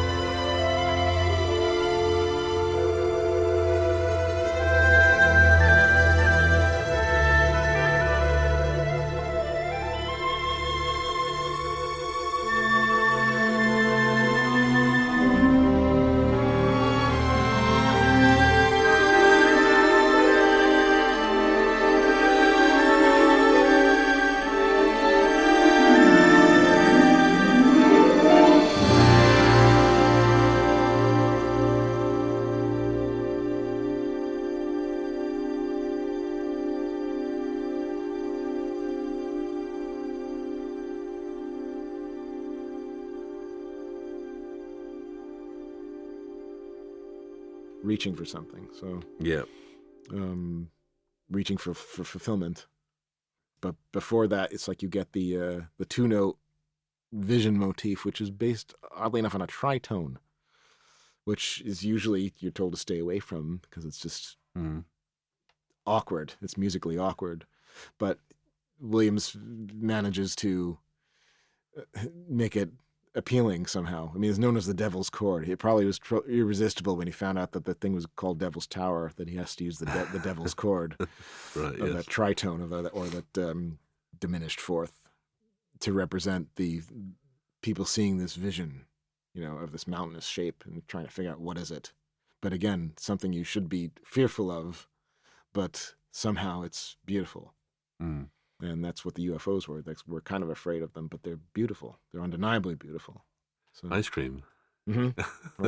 In Barry's eyes, anyway. That's right. There was a red whoosh. Yeah. That's right. It took me ages to figure out what he was saying, because whenever I first said, what on earth is he saying? Because for us, it's maybe easier for you, American, but I think for audiences over here, it took a while, because his voice was quite kind of deep south, I forget Barry's, Carrie someone, what's his? Carrie Guffey. Thank you. Because he's got this very kind of Texan accent almost. Oh, and So he I says think it ice was cream, yeah. And he says a few other things, whenever in various parts, whenever he's trying to chase the aliens, and you can't quite figure out what he's saying. But over the years, I've figured it out, because obviously my ears are better tuned to that accent. But You've learned to listen with an accent. Exactly. That's right. So now we know that John Williams is very proud of this score, and it'll be interesting for us to learn from you then the process and the overall sign off, and obviously you would have pitched the running order and how you wanted it to be presented. So what was his feedback, and what was his direction? Well, the interesting thing is that in researching this, well, first of all, it was a matter of finding the elements and pulling them back in off of a 2-inch. And this was all part of the restoration process of the film itself that was going on. Right. For the new theatrical release that happened in September, and the subsequent 4K release on disc. But in digging deeply for it and figuring out, what to do with it this time around, we found that initially in 1977, it was supposed to be a double LP, just like Star Wars. Oh. And I don't know how much you want to go on about this, but at the very last minute, it was kind of changed to a single LP, which we all knew was the soundtrack for many, many years. It was Arista, wasn't it? It was Arista. Yeah. And as near as I can kind of speculate, it might have been someone at Arista listened to it and decided it did not have the same sales potential as Star Wars did. But some other things had gone on at the same time, particularly with regard to the end credits, which from the outset were supposed to have an arrangement of When You Wish Upon a Star play over them, which was recorded the second day of the sessions in June. By the time the film was finished and they were about to preview it in October, Spielberg decided to actually put in the song from Pinocchio, the actual recording from Pinocchio, and then the soundtrack album was changed to have that as well. Then they previewed it, Right. and it didn't get a good response. So rather than revert back to John's instrumental arrangement of the song, they took the song out entirely and then tracked in music from other parts of the score to finish out the end credits. So they had to quickly make the album match that, and all they did was take the finished mix of the film and dub it over onto a redone album master, which in the process also had its running time reduced from 70 minutes down to 35. Yeah, big reduction. And at some point in that process also was John being asked to arrange a disco theme. I remember it well. You do, yeah. So, and which he did not want to do, and consequently, it's not on our new release, even though I said that it really should be because it's part of it. But in his mind, it wasn't, because if you look at the LP jacket, it's not indicated on there at all. They had to put a sticker on the cover, and the reason for that is because the album was done. And that disco theme was not recorded till second week of November. Okay. And they made a separate 33 RPM single that was shoved in the backside of the gatefold. And I think they were just trying to do what they could to increase the sales, because two things had happened. Number one was Miko's version of Star Wars had hit the charts. Yeah. And I think it made it hit in the States number one sometime in August or September. So right when all this was going on. And then I think everybody saw the way disco was going, and there was already buzz about Saturday Night Fever, which also opened in November. Yeah. So it was a matter of, let's see, what they can do to sort of capture the pop market. And so that's how that all came about. So the album was not at all what he'd originally intended, and it had all these other circumstances just to sort of hit it at once. So now we found out that the original approach on 2 LPs would have been almost the entire score on it, and mostly chronological, with a few things moved here and there and a few edits. So I took the lead from that and took a little gamble this time around by, can we come up with something that on one disc by itself is sort of the best presentation musically of the score, feels complete, doesn't have any abrupt endings or short little cues that kind of drop you off a cliff at the end, but has a musical flow to it. Yeah. And basically keeping the chronology, but then you making use of the second disc to give you those discrete cues as they were released in the 1998 version, for anybody who wants to reprogram it. Some album tracks recreated, then we had all this great source music and extras added, and it filled out the 2 discs nicely. And my feeling about it was that let's see if we could have this be something that the listener could personalize, in the same way that Roy manipulates the mountain shape to his own liking to get it right. I thought, well, the album can, for the listener and for the Close Encounters fan, can be that. They're free to playlist it however they want and maybe experiment with 4 or 5 different ways of experiencing it. And it keeps the music fresh, and at the same time maybe frees it up from the movie a little bit and lets it work more as pure music. Yeah. Which, to my ear, it really, really does. Oh, yeah. Very much so. So that was the approach I took, and I think that I've done enough of these with the Spielberg-Williams camp that they had some trust in it. And so when I outlined this for John, he approved it. He said, yeah, that sounds fine. So, and even got this great source music that he wrote. Well, yeah, I was going to say that, for the kind of Ten Commandments pastiche. Yes, and then makes you kind of want to hear the John Williams Sandal epic score from 1958, right? That we don't have, It's brilliant, channeling some Elmer Bernstein and Miklos Rozsa. He would have been in the studios playing piano, wouldn't he? Back right in those days, right? Or arranging jazz for somebody. Yeah. But doing James Darren albums. That's right. Coal picks, yeah. But I think for me, we mentioned before we started recording, it's the 5 tones. Just you may think, it's not the most musical thing on the album, but for including on an album, I think it's such an important thing, because it's such a part of the fabric of the film, and then hearing it creates a great listening experience, and obviously it's neatly done as like a montage as such. And then you've got the advanced Scout greeting too, which has this great kind of chord.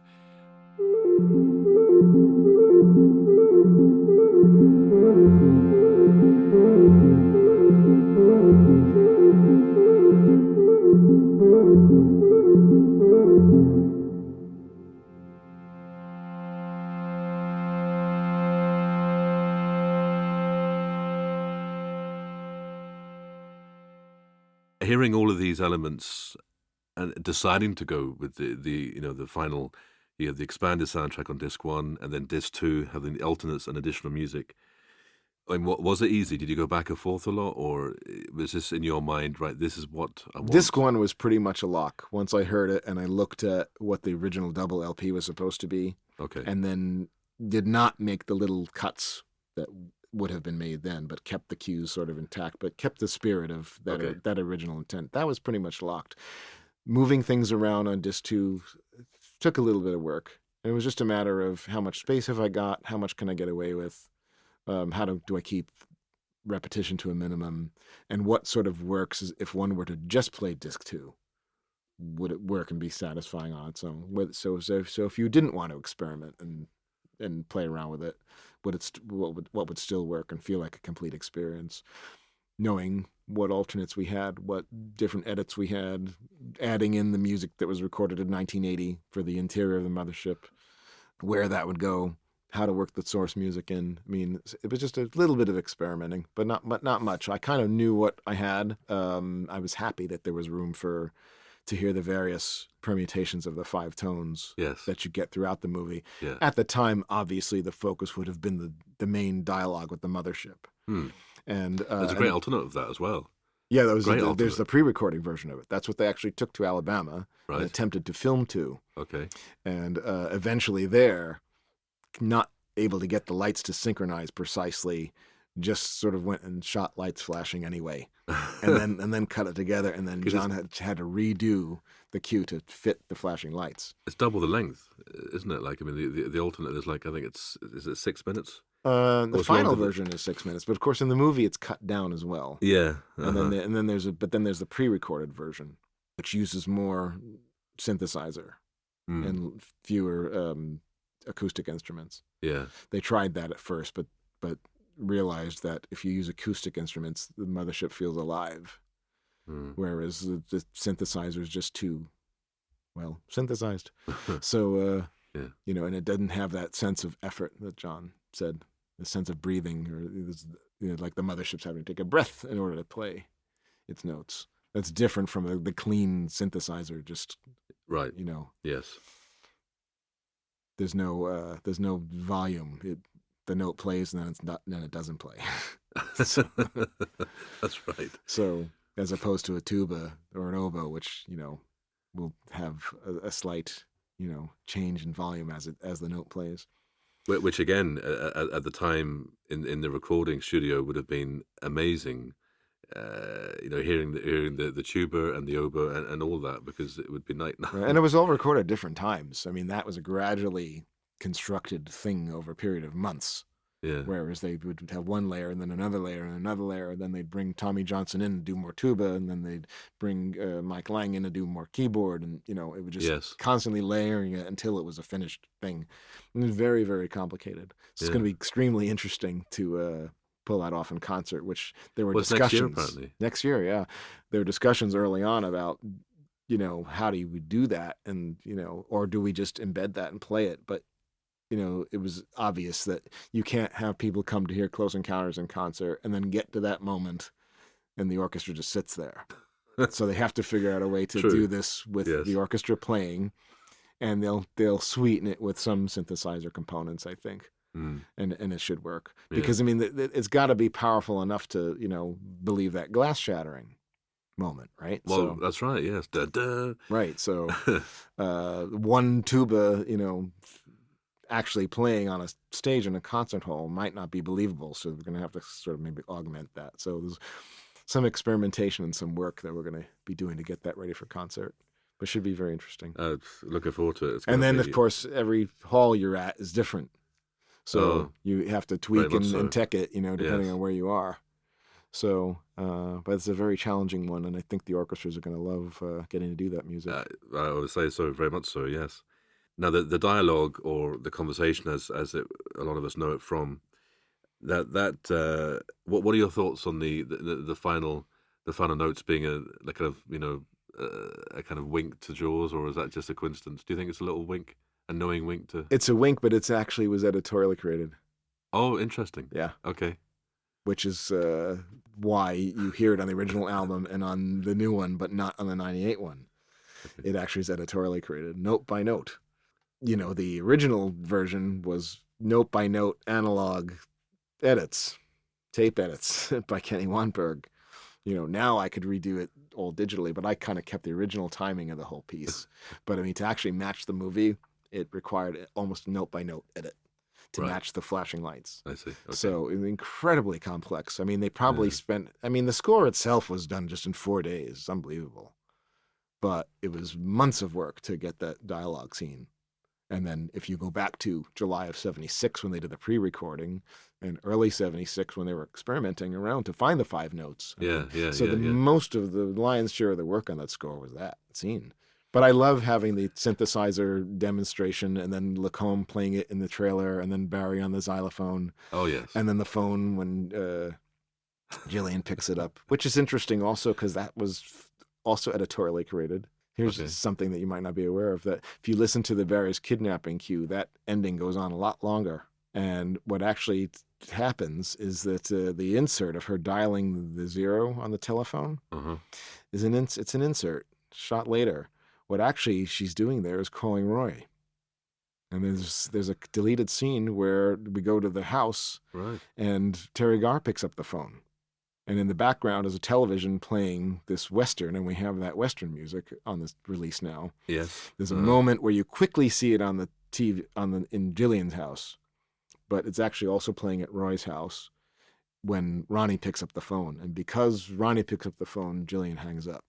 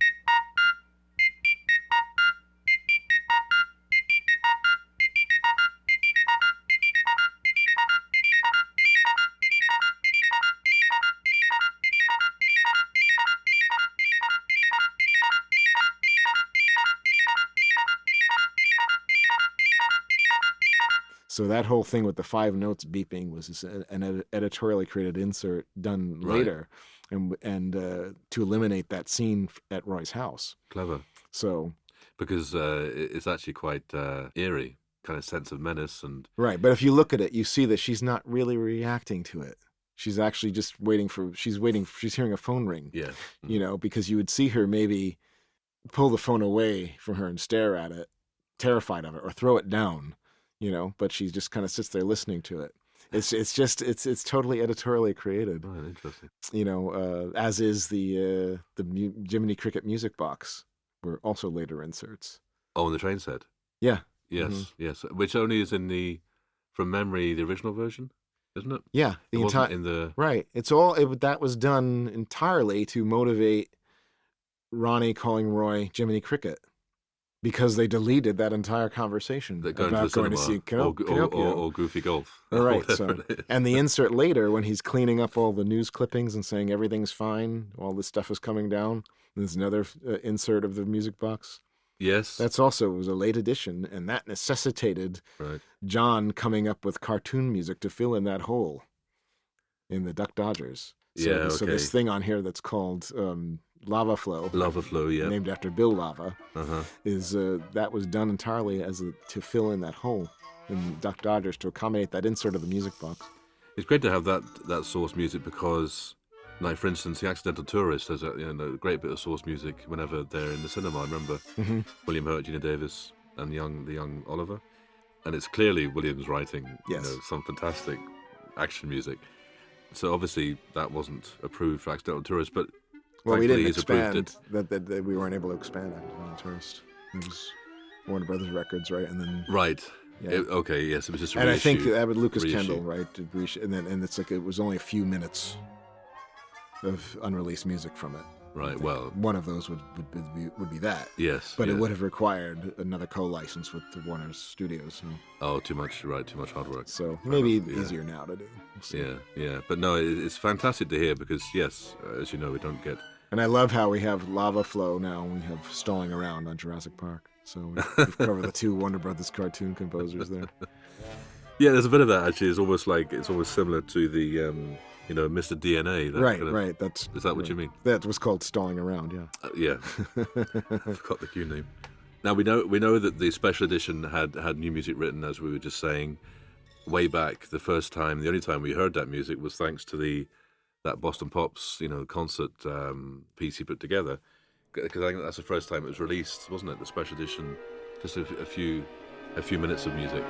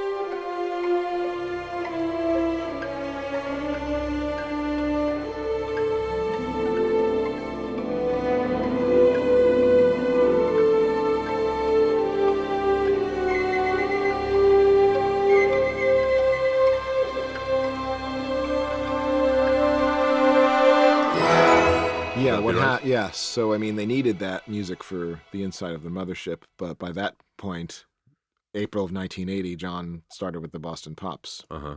And so it would have been ridiculous to fly him back to Los Angeles to do 3 minutes of music. So they decided to record it in Boston. Mm. And Stephen went there with Michael Kahn in June of 1980 on their way over to France for the starting of Raiders. The way that it was worked out was that John would update his concert suite to now work that music into it for his first album with the Boston Pops, which was Pops in Space. Mm. And that's why, from that point, that music got added to the suite that he originally put together in 1977, and then updated it in 1980 to include that special edition music. So, but yeah, that was the only place where we had gotten it. And then it was always thought to have been recorded in Boston, but then we were finally able to confirm it by getting the tapes and seeing the dates and all of that. Right, yes. And he would be back there again for Schindler's List. I don't think, for a film soundtrack, I don't think he was back there to record, was he? Can you recall? Saving Private Ryan was also done there. Yes, in '98. Right. So Schindler's List would have been done, right, yeah. probably the last, I suppose, Right. 13 years or so. Right. Although, we did not find, was no information about the E.T. theme park ride on this tape. We were lucky to find the tape. Oh, right. But it just said, So that could have been. It just said, it seemed to be like dubbed at some audio house in Orlando. But there was no other backup information. Universal was obviously determined that they owned it, but we have no idea of where it came from. And John didn't remember. But when Bruce Botnick heard it, he says, "This sounds like Boston Symphony Hall to me." So Okay. it's possible that was there. Well, Also, it may it's a have good ear. even been done at the same time as the Spielberg-Williams collaboration album in '90. 1990, right? yes. So it might that's have been right. it might have been done as part of that. True, yeah. So, Uh-huh. but we just, I'm like, well, you know what? I'm not going to question it. I found it. Nobody else found it. So it's like, don't look a gift horse in the mouth. Let's just go with it. He said okay to having it on there. Universal is okay with it. It's done. We have it. That performance, the Close Encounters suite, that 10-minute suite on that Spielberg-Williams collaboration is his favorite performance of it, which is an interesting anecdote there. And it's a wonderful recording. It is, as you well know. Yes, And Spielberg has been quoted as saying the final 25 minutes of Close Encounters has been the hardest thing for him to edit, and apparently it still is. And the final 25 minutes for you, what stands out for you? And did you discover anything while putting this soundtrack together? Just in closing for the. I don't know that I did, but I'll tell you a story. When we did the premiere of the 40th anniversary release at the Cinerama Dome in Hollywood, I was going to be on a panel afterwards with Michael Kahn, the editor, and Marvin Levy, who's been Stevens' publicist since Close Encounters, and Michael Klastron, whom I mentioned wrote this great book that was coming out about the making of Close Encounters, which is a really beautiful book and highly recommended. I just finished it right before I came over. The show was going to start late. It was supposed to be 7:30. 5 minutes to 8, they finally got started. Then we had the 7-minute behind-the-scenes thing that preceded the movie, which I was unhappy showed before the film because it kind of gave everything away. But, oh well, Sony decided to do that. So it's not till maybe 5 after 8. It had been a long day for me. I'd been there for a while. I had set up this display in the lobby and did all these things. And then the movie started playing, and I found it really, really, really super loud and hurting my hearing. Oh dear, right. And I just thought, and the opening scene is loud. Oh yeah. And I just thought, I really don't want to have a headache on this panel. I think I'm going to just go sit in the green room. So I wasn't there 10 minutes until Marvin Levy came in, and which is a good thing because he thought the movie would have been running for an hour by then, but it was only on for 20 minutes. So I was able to at least be with him and talk. And then Michael Kahn comes in. And then so my 40th anniversary experience was, and then Klastron came in, was sitting in with the three of them chatting.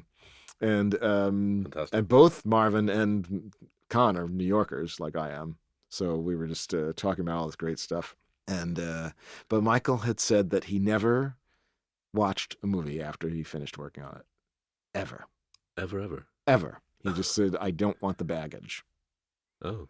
And so he finishes it, never has looked. Can you imagine it? So he's not gotten to enjoy E.T. or Raiders of the Lost Ark like he didn't do E.T., but Raiders or any of his movies. He's never gotten to enjoy it, because he didn't want the baggage. So, but Marvin insisted we all go in and watch the last 35 minutes.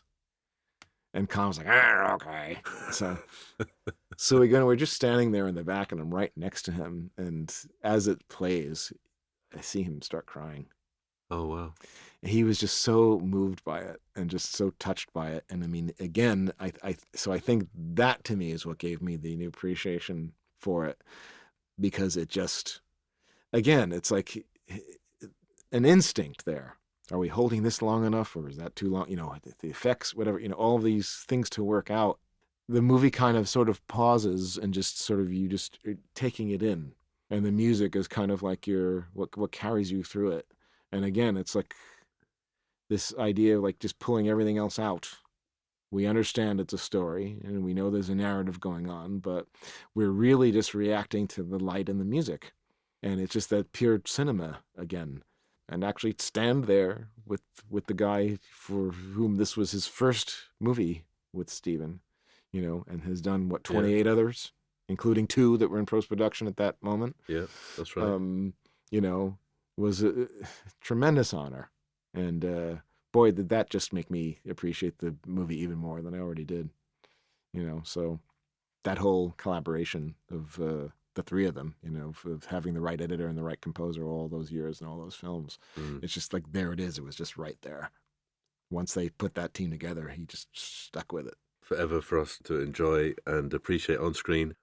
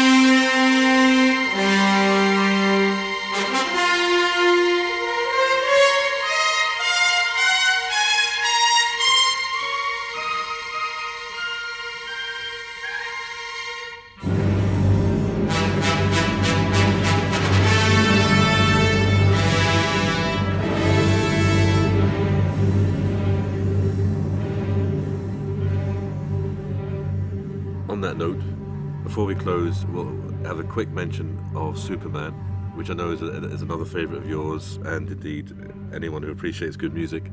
And it's a great film. 40th anniversary. Can we look forward to any kind of Superman live in concert? I mean, I'm hoping it's going to come. Do you know anything? Is anything on the horizon? Well, it's 40th anniversary of the film, but 80th anniversary of the character. So it's the 40. Oh, it's a double shot. So it's the 40-80. Okay, imagine right. The movie's half the age of the character. But there are some conversations, but there are also some hitches and things to work out. Okay, I think they're very desirous of having that be done in concert, and it would be great in concert. Oh, fantastic! But I don't think it's coming immediately. I'm hoping that there's maybe another new restoration of the film to get that updated. Okay. In 4K. And at the risk of the groans of the film score collectors out there, I wouldn't mind revisiting the music again, dare I say. Only because when we did it in 2008, I was working with transfers from 2000, and I would love to retransfer all of those tapes and future-proof them. So the word of today is future-proof. I know. So I apologize in advance if that opportunity comes my way. It's really for the good of the score and the good of John Williams. If that happens, I'm sorry to make you buy it again if the opportunity arises. But Superman has so many different guises, and the music we know has been dialed in, dialed out so many times. I mean, I recently watched that new TV version that Warner Archive released. Right. I believe it's also available on iTunes, actually. I just recently found out. And it was a treat to see. And, some of the restored Destruction of Krypton music is great because it was, messily dialed out, as I'm sure you recall. Mm-hmm. But there's still a lot of music which is dialed out, like the planet Krypton suddenly, fades out quickly as well. So, I mean, did you have any input at all in the Warner Archive? I mean, are you ever kind of called up by these guys saying, "Hey, Mike, what do you think we should do here?" Or is it all very them and us? Or no, that they just found the 35 millimeter copy of that complete version, that TV version, and they just and they just went with it. as it was. Okay. Because that's what people had wanted all these years was, and I think there might be one or two little differences to it. There's one shot that's a little different or something, but by and large, it's that at least that's what was on their element. Okay. And that's what they cleared to put out. And so that kind of that was a nice shoe drop for that after all of these years and people having various copies off the air and everything. It was finally nice to actually have that shoe drop and say, okay, we have it, even though to me it's more of a curiosity than anything else. Yes, I mean, because it's funny, because my wife and I, because she's a massive fan, like she watched it every day as a kid, and she, the curiosity of seeing all the extra footage, and it's great, and certainly any excuse to see more. Jeffrey Unsworth photography and that wonderful glowing, the costumes and everything in Krypton, but and of course there's more Smallville scenes as well, which are wonderful because all those crop fields are so majestic. But she said, and it's a valid point, it's just too long because you want the film to move quicker. And, it is bantha fodder, to use a Star Wars quote.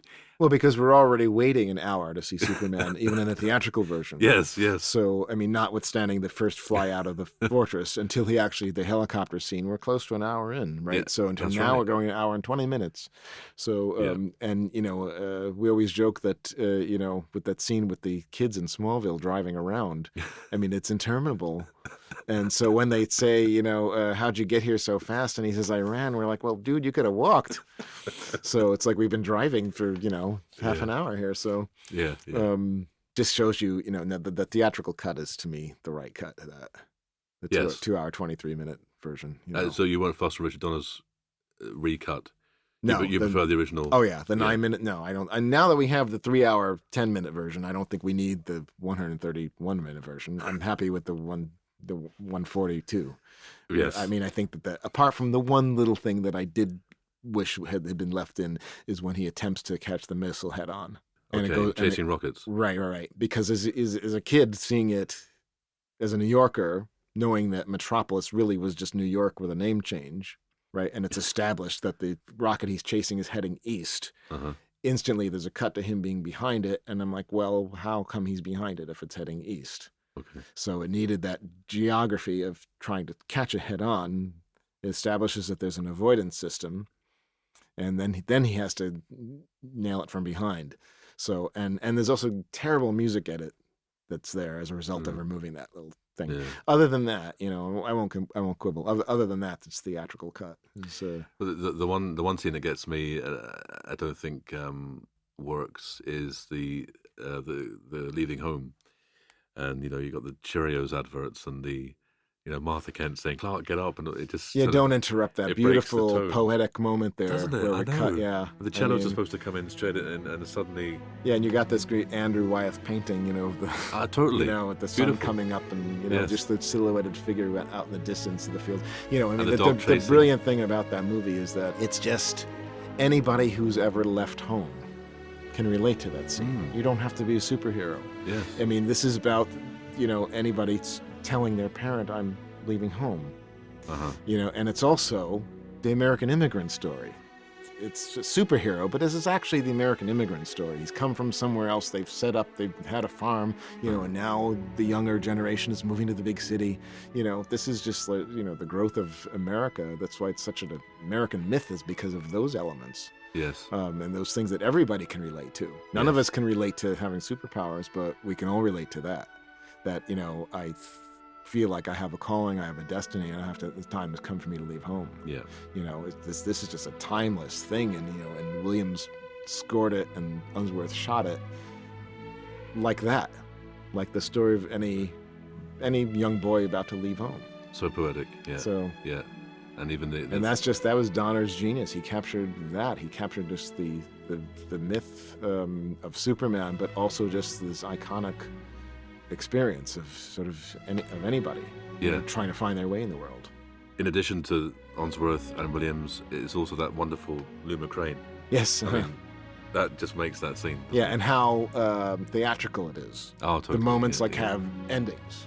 You know, it's like that Smallville scene has an ending. Yes. And almost like applaud. Then this Fortress of Solitude has an ending. Yes. So there's very, very theatrical film in the stage sense. Exactly. Yeah. I look forward to revisiting it. Hopefully, you do revisit it in soundtrack form. And well, as you know, I mean, I get concerned about the elements. I mean, these are now 40-year-old elements on 35 millimeter mag, last transferred in 17 years ago now. So I worry about their condition. I'm like, well, this is important. This is not some bomb. This is not some flop. If we should at least transfer it and archive it, if we can do something else with it, to improve it or get it out there to the people who care, then we can do that too. But I at least I would love to get it transferred and archived. Mike, thanks so much for E.T., Close Encounters, and so much other work. And thanks for your time today. Tim, thank you, and for your great show. And it's nice to actually be face-to-face with you, and this was fun. Yeah, good man. Thank you. Okay, take care.